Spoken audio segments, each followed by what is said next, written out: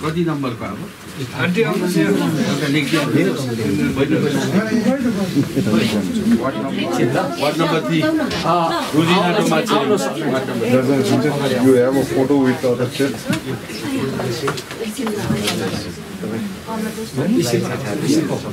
Location भाइ उठ्नुपर्छ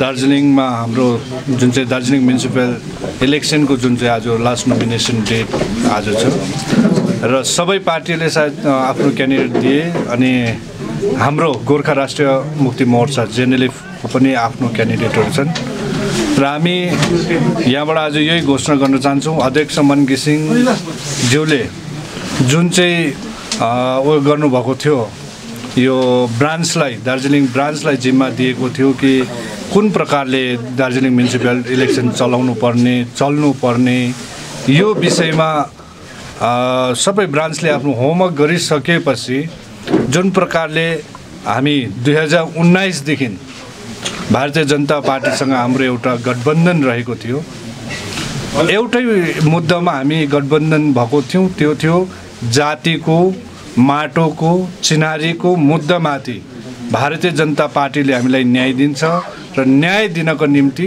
हामीलाई भारत सरकारले मात्रै न्याय दिन्छ भन्ने एउटा त्यो गोर्खा जातिलाई न्याय दिन्छ भन्ने जुन सङ्कल्पको साथ हामी 2019 मा अगाडि बढेको थियौँ त्यही साथमा 2021 को विधानसभामा पनि हामीले उहाँहरूसँग गठबन्धन निभायौँ र 2021 को विधानसभाको बाद यहाँनिर ट्राइपार्टाइट टक सुरु भइसकेको छ हाम्रो जातिको मुद्दालाई लिएर यो मुद्दालाई नै टेवा पुर्याउनको लागि र दार्जिलिङ म्युनिसिपालिटीलाई अझै शक्तिशाली बनाउनको लागि या अझै केन्द्रबाट धेरै कुरोहरू लिएर दार्जिलिङ म्युनिसिपालिटीलाई राम्रो सुदृढ बनाउनको निम्ति हामीले यसपालि पनि भारतीय जनता पार्टीसित गठबन्धन गरेका छौँ र भारतीय जनता पार्टीसँग गठबन्धन गर्दै जेएनएलएफ र भारतीय जनता पार्टी दुवै एकसाथ मैदानमा उत्रिएका छौँ र गोर्खा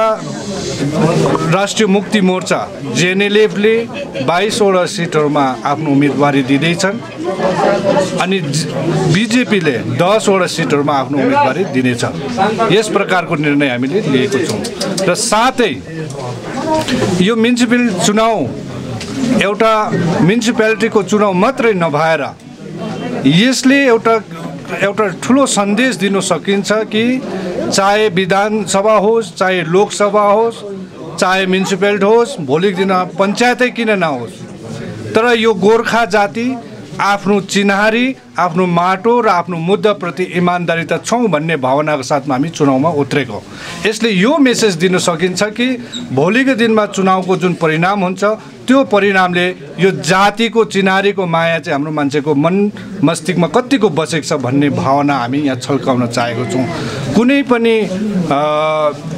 क्षेत्रमा होस् हामी दार्जिलिङ म्युनिसिपालिटीलाई आजको भन्दा हिजोको भन्दा धेरै शक्तिशाली म्युनिसिपालिटी बनाउनको निम्ति हामीले नयाँ जेनेरेसनहरूलाई राम्रो आफ्नो क्षेत्रमा काम गरिरहेको भाइ बहिनीहरूलाई हामीले उम्मेदवारिता दिएको छौँ यो उम्मेदवारी दिनुको हाम्रो सबसे ज्यादा यङ जेनेरेसनहरू छ हामी सबभन्दा बेसी यङलाई हामीले यहाँनिर इन्ट्रोड्युस गराएको छौँ किनभनेदेखि आजको दार्जिलिङ नयाँ सोच र नयाँ विचारको साथ जेएनएलएफ अगाडि बढेको छ भनेदेखि उहाँहरूलाई हामीले मौका दिएको छौँ हाम्रो पार्टीबाट जति सक्दो नयाँ अनुहारलाई अगाडि ल्याएर दार्जिलिङलाई सुन्दर दार्जिलिङ राम्रो दार्जिलिङ अनि गोर्खाको दार्जिलिङ बनाउनको लागि कसैको अधीनमा नरहेको दार्जिलिङ बनाउनको लागि हामीले हाम्रो उम्मेदवारी त हामीले आज सबै जग्गामा हामी आफ्नो नोमिनेसन फाइल गर्ने तपाईहरुलाई जानकारी गराउँदछौँ। आज हामी बिजेपीबाट चाहिँ हामी 10 जना सोचिरहेका छौँ अनि निदो हिजो तय भएअनुसार हामी गठबन्धनलाई 22वटा सिट अनि बिजेपीले 10वटा सिटमा हामी उम्मेदवार दिने सल्लाह गरिरहेका थियौँ। तर यही अहिलेसम्म यही निर्णयमा हामी बसेका छौँ। हुनसक्छ यसमा केही फेरबदल पनि हुनसक्छ। आज त लास्ट नोमिनेसनको डेट हो र हामी अहिलेको परिप्रेक्ष्यमा चाहिँ यो लोकल सेल्फ गभर्नमेन्ट भएकोले गर्दाखेरि हामी यहाँको रिजनल पार्टीहरूलाई धेरै सिटहरूमा उम्मेदवार दिने अवसर दिनुपर्छ भन्ने हाम्रो बिजेपी भित्र पनि एउटा सहमति हो। त्यसले गर्दाखेरि हामीले प्रमुख मुद्दा के रहन्छ भाजपाको प्रमुख मुद्दा विशेष गरेर हेर्नुहोस्, यो दार्जिलिङको आत्मसम्मान आज दार्जिलिङको जनताले गुमाएको है हामी महसुस गर्छौँ। जसरी यहाँको लोकल रिजनल स्थानीय पोलिटिकल पार्टीका लिडरहरूसित उहाँहरूको काम कुरो, उहाँहरूको नीति, उहाँहरूको उटपटाङ कुराहरूले अनि राज्य सरकारले जस्तो प्रकारले आज उनीहरूलाई पेल्दैछ अनि उनीहरू बोल्न सकेका छैनन्। जस्तो यहाँको पर्चापट्टा लिएर उहाँले बोल्न सक्दैनन्, भाषाको विषय लिएर बोल्न सक्दैनन्, केही गर्न सक्दैनन्। हुन त जनतामा उनीहरू हामी ठुलो काम गर्छौँ भन्छौँ, तर वास्तवमा गोर्खाहरूको पहाडमा, डुवर्समा, तराईमा है हामी हाम्रै माटोमा चाहिँ हाम्रो आफ्नै मानव अधिकार के अरे गुमाइसकेका छौँ है। दार्जिलिङको म्युनिसिपालिटीमा हेरौँ त्यही संस्कार है, सिलिगुडीको म्युनिसिपालिटीमा हेरौँ त्यही संस्कार। अब सबै म्युनिसिपालिटी, जिटिए, म्युनिसिपल कर्पोरेसन सबै रित्तो बनाइसकेका छन्। भ्रष्टाचार र घोटाला, तोलाबाजी, कमिसनबाजी यो कुराले यो चाहिँ अब दार्जिलिङको जनताले यो चाहिँ अब बन्द गर्नुपर्छ। यही हो मौका। दार्जिलिङको जनताले अब एउटा स्वच्छ प्रशासन फर्काइल्याउनु पर्छ अनि अहिलेको जुन चाहिँ अपोजिसनका लोकल रिजनल गठबन्धन बाहेक जसले पनि अहिलेको यो जिटिए म्युनिसिपालिटी चलाइरहेको थियो उनीहरूलाई देखिसकेका छन्, बुझिसकेका छन्। अब उनीहरूलाई नै फेरि जनताले साथ दिने हुन् भनेदेखि भोलिको दिनमा दार्जिलिङको अवस्था के होला भन्ने कुरा हामी कल्पना गर्न सक्दैनौँ। र यो अहिले अधिकार दार्जिलिङको जनतासित छ। आजसम्म मुद्दा र जनताको आकाङ्क्षालाई सम्मान गरेर सङ्घर्ष गर्दै आजसम्म भारत सरकारसँग गोर्खाहरूको हितको निम्ति लडाइँ लड्ने है ट्राइपार्टाइट टकमा गोर्खाहरूको माग, गोर्खाहरूको जुन अस्मिताको सुरक्षाको लागि दाबी गर्ने यो दलसित जनता आउने हुन्, यो कुरा जनताले निर्णय गर्नुपर्छ। विशेष जुन प्रकारले तपाईँहरू दुईवटा दल गठबन्धन गरेर लड्नु हुँदैछ होइन, अनि यो चेयरम्यानसिपको अनुहार चाहिँ तपाईँले कसलाई दिनुहुन्छ? चेयरम्यानसिपको अनुहार अब अहिले नै चाहिँ हामी भन्दैनौँ हो कि हुन्छ। अब दुई दल बिचमा अब हामी बिचमा एउटा सरसल्लाह चाहिँ हुँदैछ, तर अहिले नै हामी त्यसलाई चाहिँ अब जनसाधारण गर्न सक्छौँ। सरसल्लाह अब इन्फर्मल चाहिँ हुँदैछन् हो कि, तर अब पहिला त अब जनताले होइन, जनताले अब पहिला त अब निर्वाचित गर्नु पर्यो हो कि। अनि हामी भनेका छौँ जसरी गठबन्धनको जुन बोर्ड हुन्छ, गठबन्धनले सबका साथ सबका विकास, सबका विश्वास र सबलाई भरोसा है जित्ने यो प्रिन्सिपल हाम्रो हुनेछ। यो सिद्धान्तमा हामी काम गर्नेछौँ।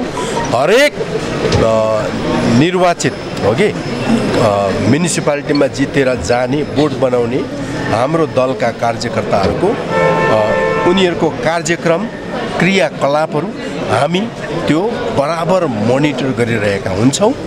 अनि यसमा केन्द्र सरकारबाट कस्तो प्रकारले सहायता पुर्याउनु पर्ने अनि राज्य सरकार कसरी सहायता पुर्याउनु पर्ने, यसमा हामी राज्य सरकारसित पनि हामी बराबर बात गरिरहेका हुन्छौँ।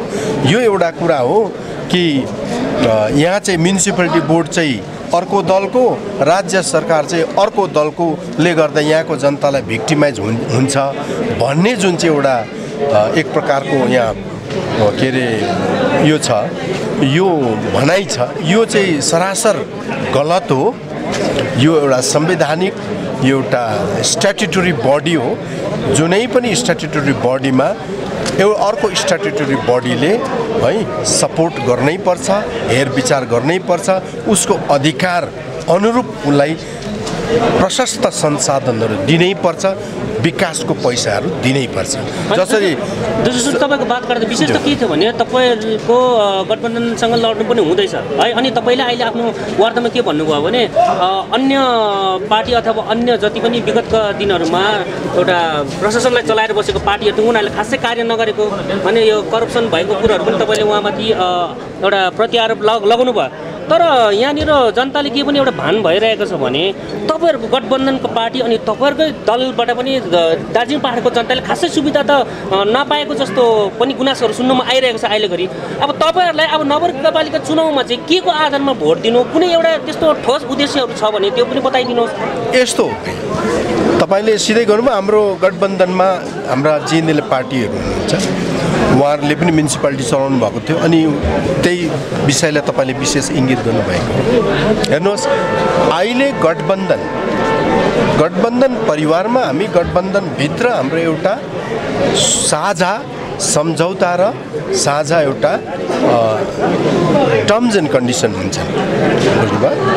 अनि बिजेपीको जुन टर्म्स हुन्छ होइन, त्यो टर्म्सभित्र हो कि जेएनएलएफको पनि आफ्नो टर्म्स एन्ड कन्डिसन हुन्छ।